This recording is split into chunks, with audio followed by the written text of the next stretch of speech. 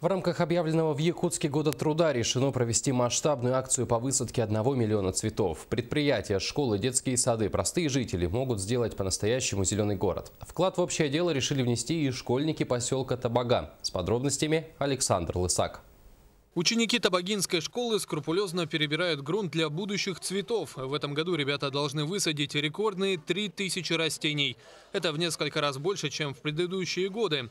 Половина от объема достанется поселку, все остальное передадут Якутску. Школьники внесут лепту в посадке 1 миллиона цветов на территории столицы. Мы не одни из первых, мы самые первые подхватили эту акцию. Цветов мы планируем 6000. Если у нас всегда поселок было 2–2,5 это максимум, то на этот год, конечно, озеленение хотим, чтобы у нас не город-сад был, но Табага цвела. В Табагинской школе учатся около 300 детей. Каждый из них так или иначе вовлечен в процесс выращивания рассады цветов. У классов есть определенный план работы, то есть кто и сколько должен высадить. Школьникам активно помогают родители. Ребята отмечают, что озеленение – это прекрасный способ сделать окружающий мир лучше.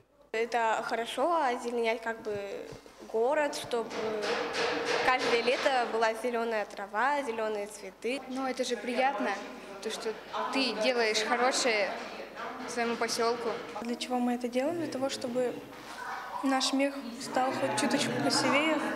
Основная работа девочек – это поливка земли и посадка семян. В последующем они будут следить за ростом растений. Не обходится и без помощи парней. В соседнем кабинете вовсю кипит работа. Доносятся звуки пилы и станков. Мальчики делают ящики для рассады. Первая партия семян и грунта куплена на собственные средства местной администрации и школы. Большая часть высаженных растений – это петунии. Они наиболее неприхотливы и устойчивы к якутским морозам. По словам школьного руководства, посадив петунии в феврале, высока вероятность, что они зацветут уже в мае. Кроме этого, планируют вырастить бархатцы – наиболее популярные цветы среди садоводов. Растения посадят в несколько этапов, чтобы была возможность заменить погибшие. Конечно, главное – это не просто посадить цветы, а приобщить окружающих к экологической культуре. Стараемся ходить аккуратно в лес в походы. У нас очень это лишних цветов не рвать. То есть все приучено.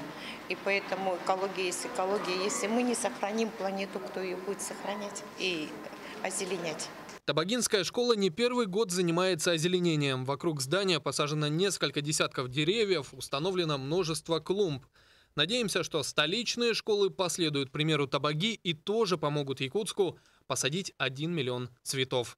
Александр Лысак, Василий Соловьев, НВК «Саха», поселок Табага.